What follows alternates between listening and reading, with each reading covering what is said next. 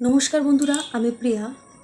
আজকে আমার আলোচনার বিষয় হচ্ছে ভোট পরবর্তী যে হিংসা। আমরা সকলেই জানি যে ভোটের আগে বা ভোট চলাকালীন সময় শাসক দল বা বিরোধীদের মধ্যে যেরকম দাঙ্গা, মারামারি, গোলাগুলি, রাস্তার মোড়ে, পাড়ার মোড়ে, এখানে সেখানে, মানে রাজ্য জুড়ে বলতে গেলে যেখানে যেখানে ভোট অনুষ্ঠান হতে থাকে, মানে চলতে থাকে বা আসবে বা হবে, এরকম পরিস্থিতি যেখানে বা যে রাজ্যে যেখানে যেখানে এরকম পরিস্থিতি আসে সেখানেই দাঙ্গা, মারামারি, গোলাগুলি, মানে দাঙ্গার যে লেভেল সেটা অনেকটা বিশ্বযুদ্ধ লেভেলে চলে গিয়েছে। কারণ এখন পিস্তল, রাইফেল এগুলো সবার কাছেই থাকে। মানে তারপর বোমা, তারপর ভাঙচুর, আগুন লাগিয়ে দেওয়া, এগুলো মানে একদমই মামুলি একটা ব্যাপার হয়ে গেছে এখন সকলের কাছে। তো এই দাঙ্গার কারণটা কী? সকলেই আমরা দাঙ্গা, গোলাগুলি বা এই সমস্ত কিছু টিভির পর্দায় বা নিউজ চ্যানেলে, নিউজ পেপারে পড়ে থাকি। তো এই জায়গা থেকে আমি বলতে চাই যে এই যে দাঙ্গা, এর মূল কারণটা কী এবং এই দাঙ্গা করে লাভটা কী? তো দেখুন, আজকের আমার এই ভিডিওটি, আমি যে সমস্ত ভিডিওগুলো তৈরি করি, এটি কারো একার জন্য বা কারো স্বার্থের জন্য নয়। এটি মূলত আমাদের সমাজের ভালোর জন্য, সমাজের কল্যাণের জন্য, এবং সেটা সর্বদিক থেকে আপনারা বিচার করতে পারেন, তাতে কোনো রকম আমি আপত্তি জানাবো না।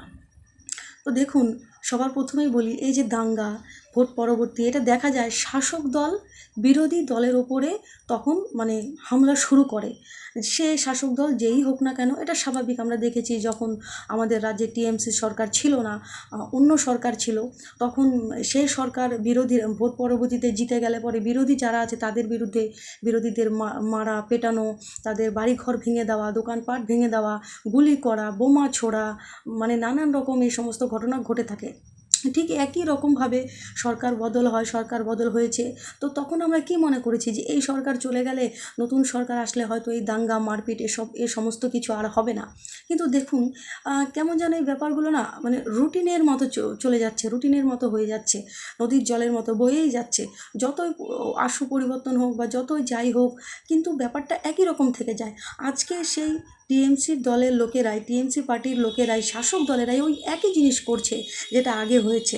এখন তারা ঠিক বিরোধীদের বাড়িঘর ভাঙচুর, এটা ওটা বিভিন্ন চ্যানেলেই আপনারা দেখতে পারবেন। হ্যাঁ, বিরোধীরাও কিছু কিছু জায়গায় করছে, কিন্তু তাদেরটা তুলনামূলকভাবে কম, কারণ যেহেতু তাদের কোনো ক্ষমতা নেই বর্তমানে। তো যাদের ক্ষমতা বেশি, যাদের জোর বেশি, তারা মারপিট করছে, গোলাগুলি করছে, দাঙ্গা করছে। তো এতে কি হচ্ছে, সবথেকে বেশি ক্ষতিগ্রস্ত হচ্ছে কারা? সমাজ, সাধারণ মানুষ, এরাই।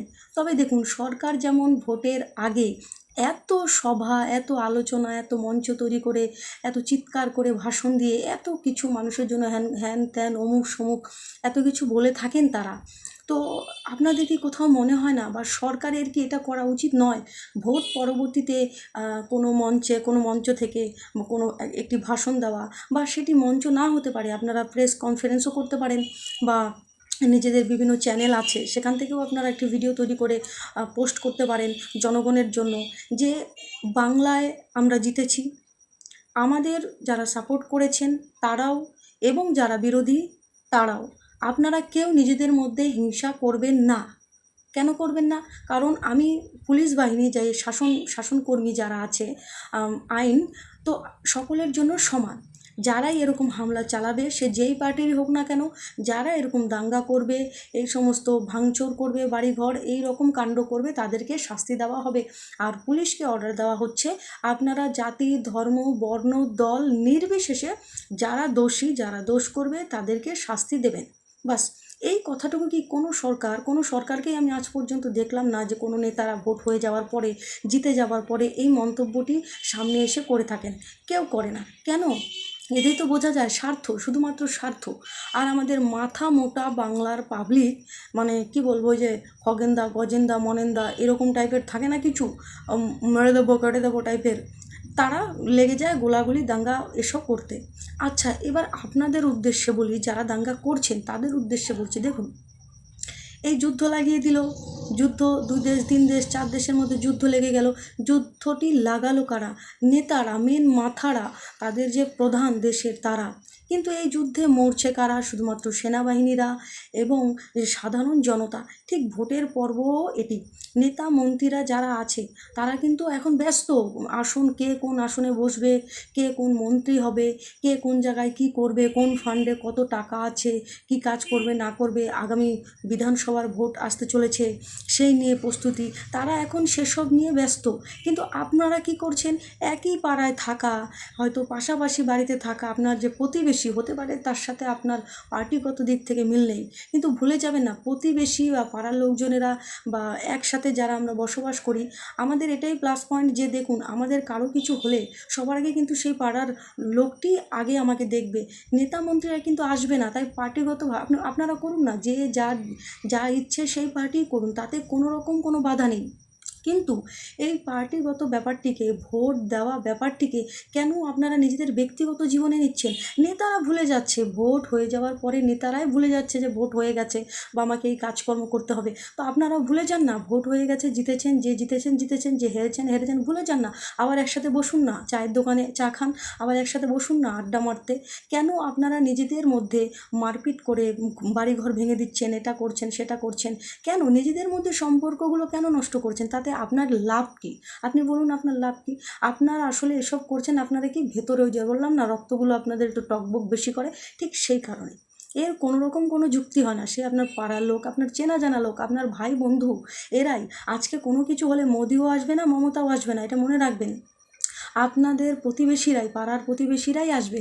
তাই আমি সকল সেই নিচু লেভেলের কর্মীদেরকে বলছি, যারা এই ভোট নিয়ে বা ভোট পরবর্তীতে এবং ভোট চলাকালীন এই সমস্ত দাদাগিরি করে থাকেন, ভোট হয়ে গেছে, ভোট অনুষ্ঠান শেষ বা ভুলে যান, দুর্গাপূজায় চলে গেছে, আমাদের ছুটি শেষ, যে যার কাজে লেগে পড়েন। ঠিক সেই রকমই ভোট চলে গেছে, ভোট অনুষ্ঠানও শেষ হয়ে গেছে, যে যার কাজ করুন বাস। কেন নিজেদের মধ্যে হিংসা মারপিট, দাঙ্গা ভাঙচুর করা করছেন? ভুলে যাবেন না, আজকে যারা শাসক দলে আছেন, যারা মারছেন, যারা মারপিট করছেন, যারা আক্রমণ করছেন বিরোধীদেরকে, আপনারা ভুলে যাবেন না কোনো পার্টি কিন্তু চিরস্থায়ী নয়। সেই কংগ্রেস এত বৎসর শাসন করার পরে কিন্তু তার বদল হয়েছিল, এবং সিপিআইএম সেও কিন্তু ৩৫ বৎসর শাসন করেছিল, তারও কিন্তু বদল হয়েছে। ঠিক তেমনি টিএমসি শাসনও কিন্তু বদল হতে পারে। আজ না হোক, কাল না হোক, 5 বছর পরে হোক, 10 বছর পরে হোক। কিন্তু আপনারা তো প্রতিবেশী, পাশাপাশি থাকেন। আপনারা তো আর সেখান থেকে চলে যাবেন না যে 5 বছর পরে চলে যাবেন। আপনারা সেটা পারবেন না। উঁচু লেভেলের নেতা যারা, এগুলো তাদের হয়। তারা হয়তো বাড়িঘর অন্য দেশে, তাদের বিভিন্ন জায়গায় বাড়ি তৈরি করা আছে, আপনাদের কিন্তু নেই। আপনারা যারা নিচু লেভেলে আছেন, আপনাদের কিন্তু সেখানে নেই, আপনারা এখানেই থাকবেন। তাই 10 বছর পরেও যদি বদল হয়, আপনি যাকে মেরেছেন তার মনে কিন্তু আপনার জন্য হিংসা, রাগ অবশ্যই থাকবে। সেদিন কিন্তু সে আপনাকেও ছাড়বে না। তাই ভুলে যাবেন না, বাপেরও বাপ হয়, তাই নয় কি? তাই কেন মিথ্যে এই সমস্ত কিছুর মধ্যে আপনারা জড়াচ্ছেন এবং সমাজকে নোংরা করছেন? সমাজের পরিস্থিতি, সমাজের যে একটা মানে কি বলবো, সমাজকে আপনারা নানা রকমভাবে ভয়াবহিত করছেন, সমাজকে নোংরা করছেন, সমাজের মধ্যে আতঙ্ক ছড়াচ্ছেন, বিভিন্ন জায়গায় নিজেদের নিচু মানসিকতার পরিচয় দিচ্ছেন। কেন? ঠিক দেখুন, এটা যেমন প্রত্যেক কর্মীর কর্তব্য, আপনারা এই হিংসা এটা করবেন না, এটা আপনাদের নিজেদেরকে বুঝতে হবে। আপনাদেরকে কেউ এটা শেখাবে না, আপনাকে নিজেকে বুঝতে হবে যে আমি আমার পাশের বাড়ির পল্টু কাকুর ভাই, সে আমার বিরোধী দল করার জন্য আজকে তার আমি মাথা ফাটিয়ে দিয়েছি। আগামীতে যখন আমি তার বিরোধী দলের সদস্য হব, সে যখন তার শাসন ক্ষমতায় থাকবে, তখন কিন্তু সেও আমার মাথা ফাটাবে। তাই এই কথাটি মনে রাখবেন। আর হ্যাঁ, এটা হচ্ছে, এটা নিচু লেভেলে বলুন, পঞ্চায়েত লেভেলে বলুন, ব্লক লেভেলে, মানে কাউন্সিলর, এটা সেটা অমুক সমুক এই লেভেলে হচ্ছে। তারা লোককে বিভিন্নভাবে ভয় দেখায় যে ভোট না দিলে পরে এটা কেটে দেবো, ভাতা কেটে দেবো, অমুক কেটে দেবো, তমুক কেটে দেবো, এটা হবে না, এটা করে দিয়েছে। দেখুন আপনারা কেন এইসব মিথ্যের মধ্যে জড়াচ্ছেন? আপনি ভাতা আপনার নিজের বাবার টাকায় দিচ্ছেন না, আপনি দেওয়ার কে সরকার দিচ্ছে, আপনিও দিচ্ছেন না, আপনি একটি মাধ্যম। আপনাকে এখানে রাখা হয়েছে, সেই ডিরেক্ট তো আর এত কিছু হয় না। তো সেই মাধ্যমে জনগণকে এটা করে দেওয়া। আপনারা বেছে বেছে আপনাদের পার্টির লোকজনকে করবেন, বা যারা মনে হবে যে আপনারা হয়তো আপনাকে ভোট দেয়নি বা আপনাকে ভোট দেবে না, তো এটা ভেবে আপনি তার অধিকার থেকে তাকে বঞ্চিত করবেন। কতদিন করবেন? 5 বছর, 10 বছর, 20 বছর? তারপর আপনি তো এখানেই থাকবেন, আপনার বাড়ি ঘর বাসস্থান তো এখানেই, আপনারও তো জীবন আছে। দেখুন, পাপ ছাড়ে না বাপকে, এটা মনে রাখবেন। যে যত যেমন করবেন কর্ম, আমরা এই জিনিসটিকে খুব বিশ্বাস করি। কর্ম প্রত্যেকটি ধর্মগ্রন্থের মধ্যেই এটি লেখা আছে, সেটা যে ধর্মেরই হোক না কেন। যে যেমন কর্ম করবে তার ফলও কিন্তু সেরকমই হবে। তাই আপনার কর্মই ডিপেন্ড করবে আগামীতে আপনার ফল কী হবে, তাই নয় কি? কোনো পার্টিও কিন্তু কর্মের ওপরেই নির্ভর করে। সে ভালো কাজ করলে বেশি দিন থাকবে, সে খারাপ কাজ করলে আস্তে আস্তে তার বিদায় ঘণ্টা বাজতে থাকবে, এটাই নিয়ম। ঠিক তেমনই আপনিও যদি ভালো কিছু করে থাকেন, আপনাকে কেন বোঝাতে হবে লোককে? বোঝাতে হবে না, বা জোর কেন করতে হবে, ভয় কেন দেখাতে হবে? আপনিই পাবেন। তো আজকের আমার এই ভিডিওর আলোচনা আমি এখানেই শেষ করতে চাই, আর বাড়াচ্ছি না। কিন্তু সকলকে আমার একটি বার্তা দেওয়ার, যে ভোট চলে গিয়েছে, নেতা মন্ত্রীরা এখন যে যার মতো নিজেদের কাজে ব্যস্ত। তারা আপনাদেরকে এখন আর বলতে আসবে না যে আপনারা দাঙ্গা করবেন না, বা আপনারা ভালো মতো থাকুন। বা যারা দাঙ্গা করছে তারা কোনোদিনও স্বীকারও করবে না। নিউজ চ্যানেলগুলো ফুদ্দুর মতো দেখায় না, তখন খুব হাসি পায়, জানেন তো, যে আক্রমণ করেছে অমুক দল, কিন্তু বিরোধীরা অভিযোগ অস্বীকার করেছে। আরে আজ পর্যন্ত কোনো চোর ডাকাত গুন্ডা বদমাইশ কেউ কোনোদিনও নিজের দোষ স্বীকার করেছে? এটা কোনোদিনও হয় নাকি যে কেউ দোষ করেছে, কাউকে মেরেছে, সে বলবে সবাই কি সোহম চক্রবর্তী নাকি যে বলবে হ্যাঁ মেরেছি? তো মানে নিজের দোষ কি সকলে এইভাবে সরাসরি স্বীকার করে? তারা তো বলবে না আমরা কিছু জানি না, ওটা অন্য লোকেরা মেরেছে, আমরা কিছু জানি না, এটা তো বলবেই। তো যাই হোক, আপনারা নিজেদের মধ্যে হিংসা করবেন না, শান্তি বজায় রাখুন। সরকার আসবে, সরকার যাবে, সরকার হবে, সরকার ভাঙবে, নতুন লোকজনের আসবে। আজকে আপনি নেতা, ভবিষ্যতে আপনি যাকে মেরেছেন তার ছেলে হবে নেতা, তখন আপনার ছেলের মাথা ফাটাবে। এই হিংসাগুলো কিন্তু শেষ হয় না, সব শেষ হয়ে যায়, সব রাজনৈতিক পার্টি বদল হয়ে যায়, সব কিছু বদল হয়ে যায়, কিন্তু অন্যায়, হিংসা, এই রাগগুলো ভেতরে থেকেই যায়, এগুলোর কোনো শেষ হয় না। তাই নিজেরাই সমাপ্ত করুন, যারা শাসনে আছেন নিজেরা শেষ করুন, দেখবেন সব কিছু ঠিক থাকবে। আপনারা যদি এখন হাওয়া দিয়ে বাড়িয়ে নিয়ে যান জিনিসটিকে, পরবর্তীতে আপনাদের ঘাড়েও এই সমস্ত কিছু আসতে পারে, তখন আপনারও কিন্তু কাউকে কিছু বলার থাকবে না। তাই শান্তি বজায় রাখুন, ভালো থাকুন, সুস্থ থাকুন।